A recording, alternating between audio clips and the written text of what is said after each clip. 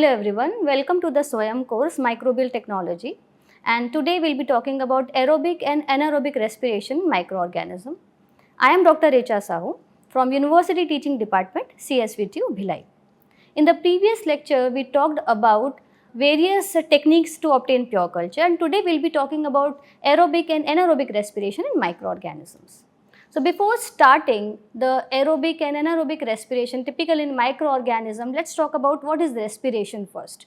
Respiration is a fundamental biological process in which cells convert nutrients into energy.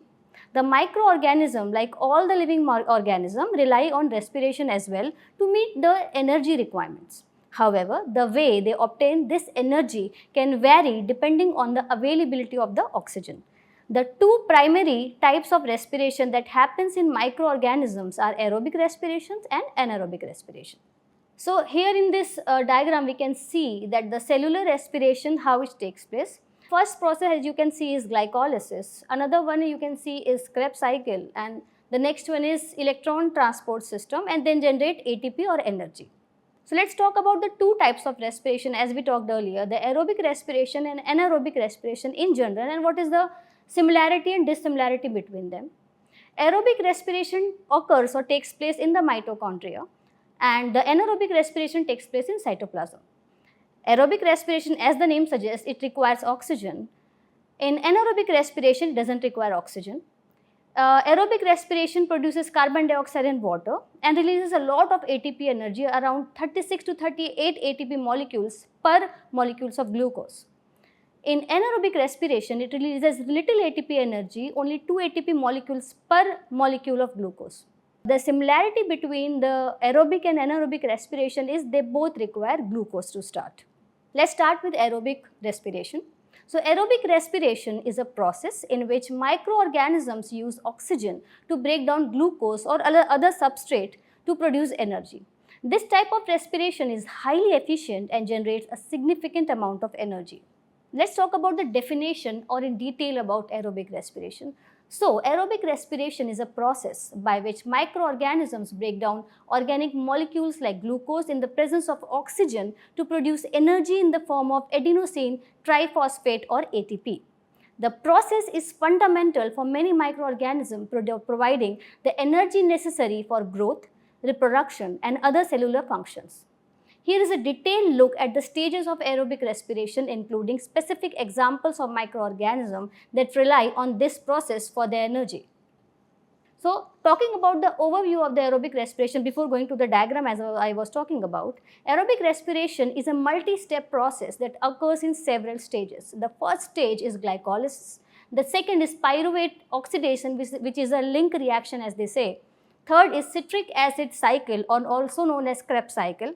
And the fourth one is electron transport chain and oxidative phosphorylation.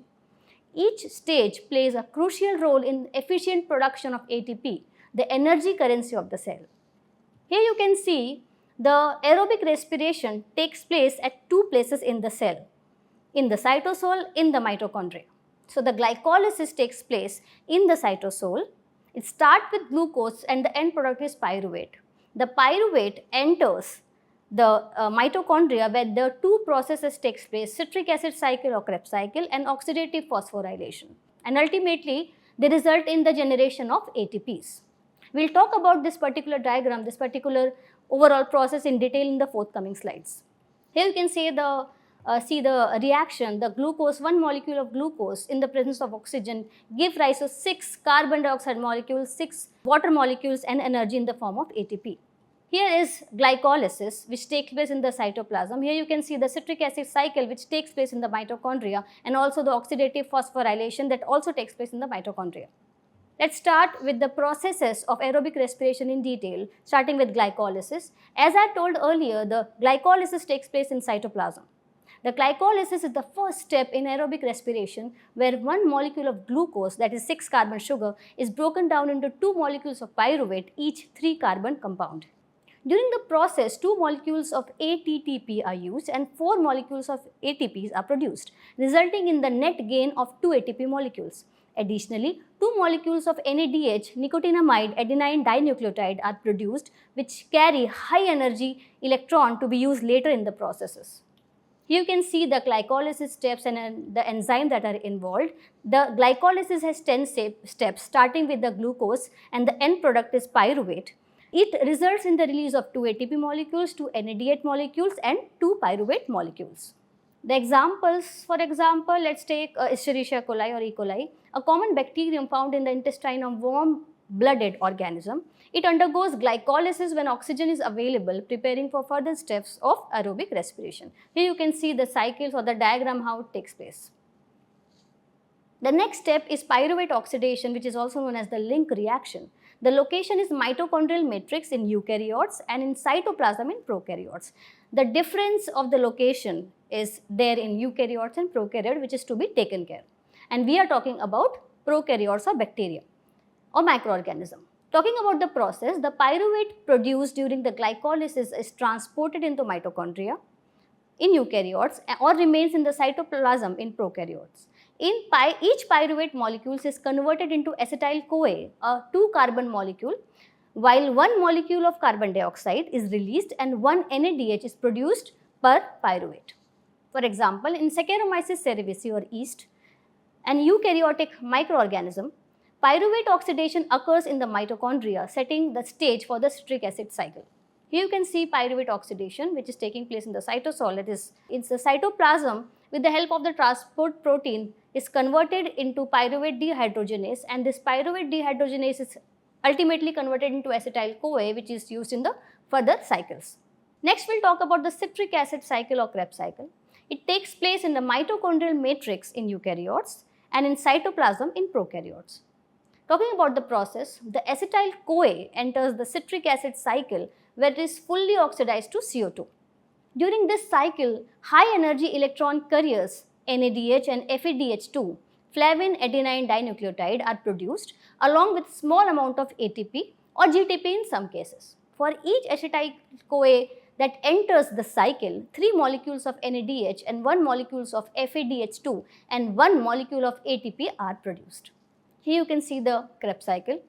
Example, Mycobacterium tuberculosis relies on the citric acid cycle for its energy needs. This pathogenic bacterium uses the cycle to generate ATP necessary for the survival in the host's lung where oxygen is available.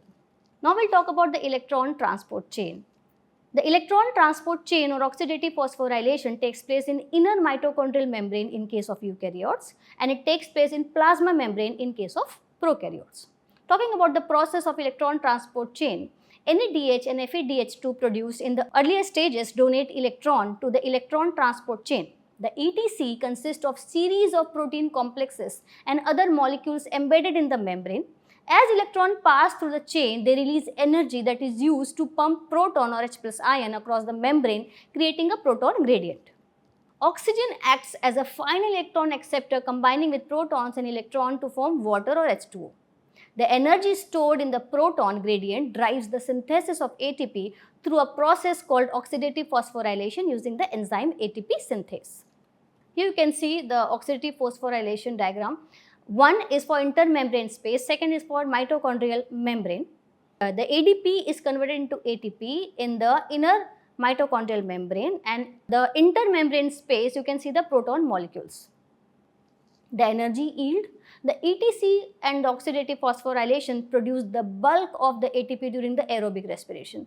Each molecule of NADH can generate approximately 2.58 molecules, and each molecule of FADH2 can generate about 1.5 ATP molecules. In total, aerobic respiration yields about 36 to 38 ATP molecules per molecule of glucose depending on the organism and condition. Let's take some examples of the microorganisms that use aerobic respiration for their survival. First is, as I told, E. coli. E. coli can survive in both aerobic and anaerobic condition. It prefers aerobic respiration when oxygen is present because of the high energy yield. This facultative anaerobe is commonly used in research laboratories for various biochemical studies. The second example is Saccharomyces cerevisiae or yeast, as we say. Yeast can perform aerobic respiration when oxygen is available, which is crucial for the production of ATP in the processes like bread making and alcohol fermentation under controlled condition. In aerobic condition, yeast grows rapidly and efficiently. Next is Mycobacterium tuberculosis. The bacterium responsible for tuberculosis, Mycobacterium tuberculosis, relies on aerobic respiration in oxygen-rich environment of the human lungs. The process is essential for its survival and pathogenicity, making it target for antibiotic therapies. Next is Pseudomonas aeruginosa. This bacterium is found in diverse environment including soil, water and even human tissues. Its ability to perform aerobic respiration allows it to exploit oxygen-rich niche where it can outcompete other microorganisms. Now, what is the significance of aerobic respiration in microorganisms? First is the energy efficiency. Aerobic respiration is highly efficient, providing microorganisms with a substantial amount of energy compared to anaerobic respiration. This efficiency supports rapid growth and proliferation in oxygen-rich environments. Next, the ecological impact. Microorganisms that perform aerobic respiration plays a critical role in the ecosystem, including the decomposition of organic matter, nutrient cycling, and maintaining the balance of gases in the atmosphere.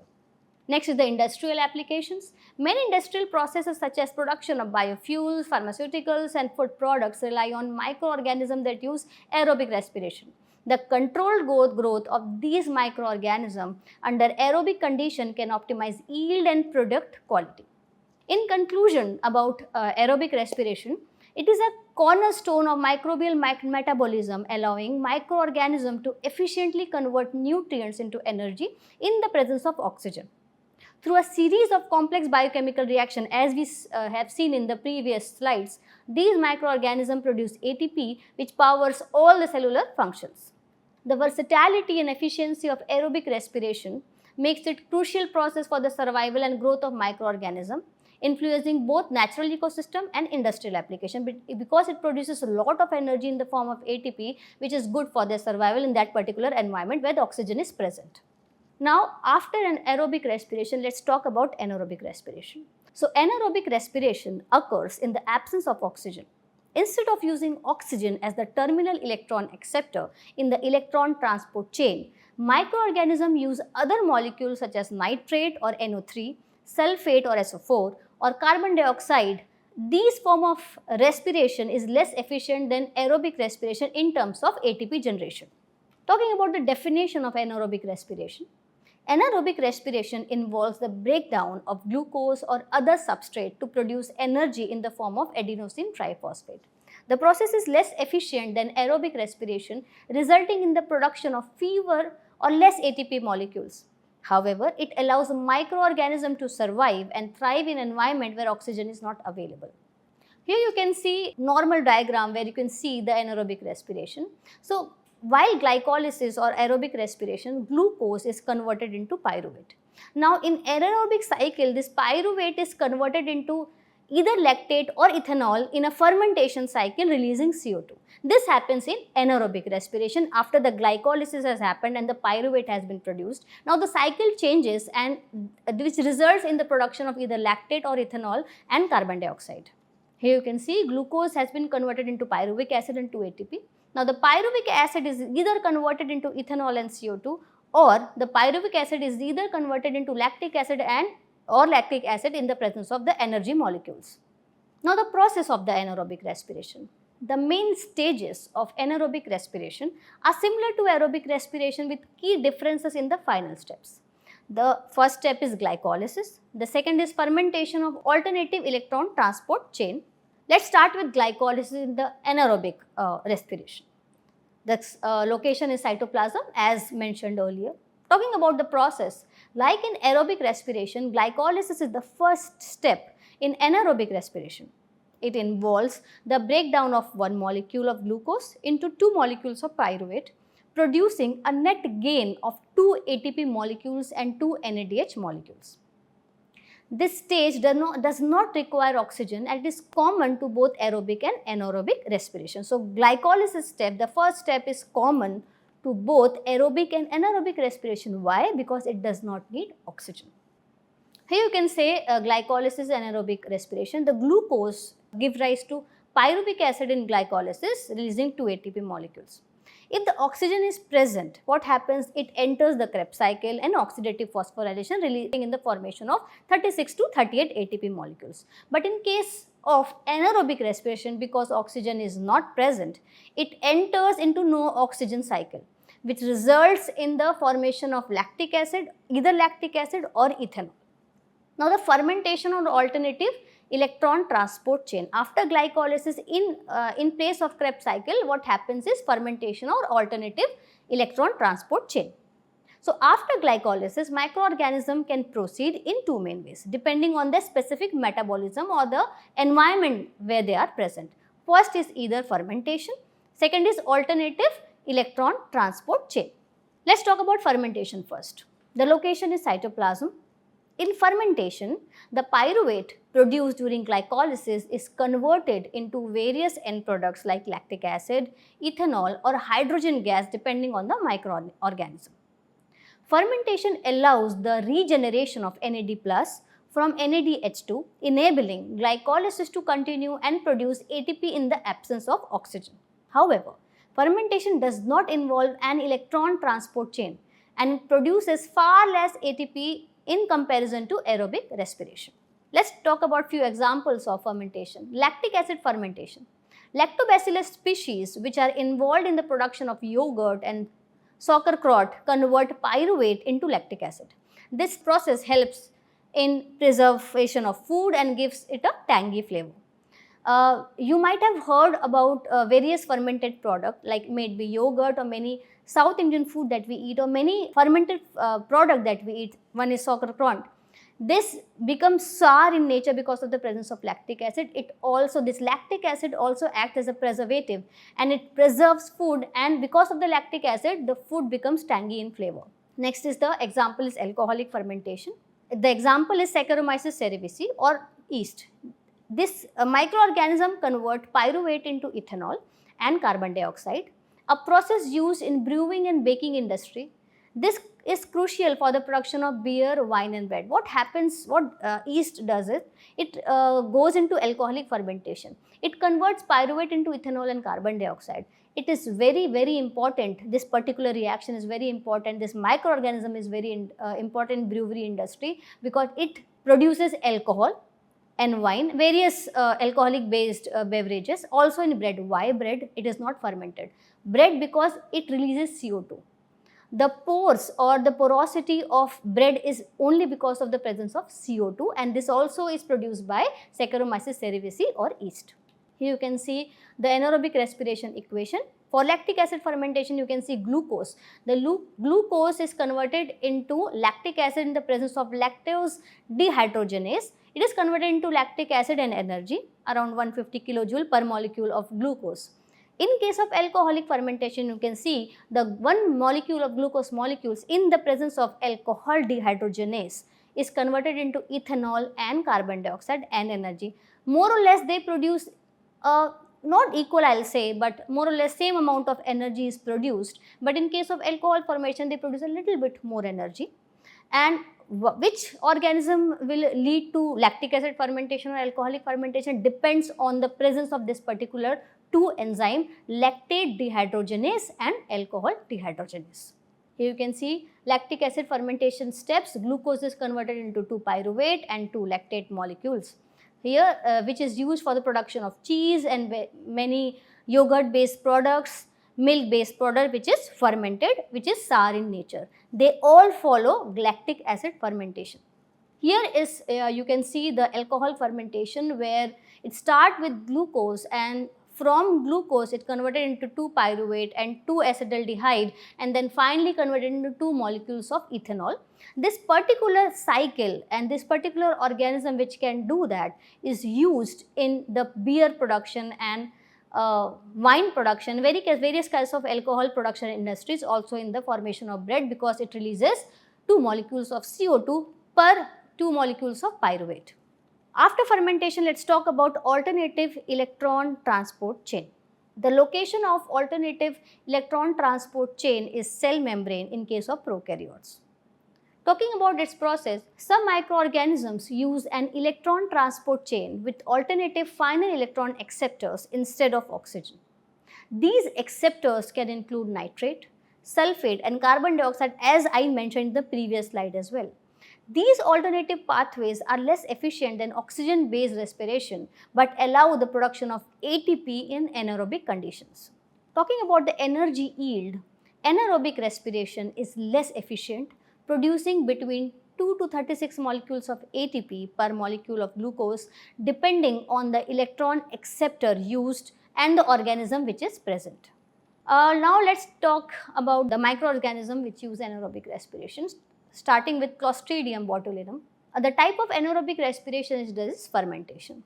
You might have heard of Clostridium botulinum. It's an obligate anaerobe that cannot survive in the presence of oxygen, and this is the organism which you find in the canned food because there is no oxygen. This particular microorganism produces toxin, botulin, which causes food poisoning in case of canned food. So talking about Clostridium botulinum, it produces energy via fermentation, generating ATP and producing toxic byproducts like botulinum toxic, as I told, which is one of the most potent neurotoxin known. So that is why all the canned products are first heat sterilized, because Clostridium botulinum requires a high amount of heat for its sterilization, and because it can survive in anaerobic condition, it can very well infect the canned food which is free from oxygen. And the toxin, as I told, is a neurotoxin, and which is very, very potent of all the microorganisms. Talking about the significance of it, this bacterium, Clostridium botulinum, is responsible for botulism, a serious illness that can occur from consuming improperly canned or preserved food. The anaerobic condition in canned food allow Clostridium botulinum to grow and produce toxins, which is not possible in case of aerobic organism. So it's not exactly a significance, it is a significance for the case of this particular organism, because it can survive in anaerobic condition or in the condition where oxygen is absolutely not present. It can survive and it can produce those toxins, or it can cause botulism, which is a condition which is caused by this particular toxin, a very serious illness. And that is why this particular organism can survive in the absence of oxygen. Next example is methanogens. The type of anaerobic respiration these methanogens do is methanogenesis. So now the methanogens are the group of archaea that produces methane or CH4 as a byproduct of their anaerobic metabolism. They use carbon dioxide as the final electron acceptor, reducing it to methane. Methanobacterium species is one example of methanogen, which are found in digestive tracts of ruminants like cows and sheep, as well as in wetlands and in sewage treatment plant. Their activity is the key component in the global carbon cycle and contributes to methane emission. Now what we can do is we can use these bacterium which are present in the digestive tract of ruminant. They are also present in the cow dung as well, these organisms. So these are the microorganisms which are used in the production of biogas. You might have seen in villages somewhere, or in biogas producing plant if you have ever visited. You might have seen these cylindrical anaerobic chambers. These ruminants, cows and these cow dungs which are kept here, which are digested in the absence of oxygen. So these methanobacterium or these methanogens, different species or this particular species, can be used for the production of methane or any kind of biogas. Because they are anaerobes, they can survive in anaerobic condition in that digester which is used for the biogas production. So methane, in place of increasing the global methane emission, these can be very well utilized for the production of biogas or methane, which can be directly used in any kind of industries or in houses where these gases are effective.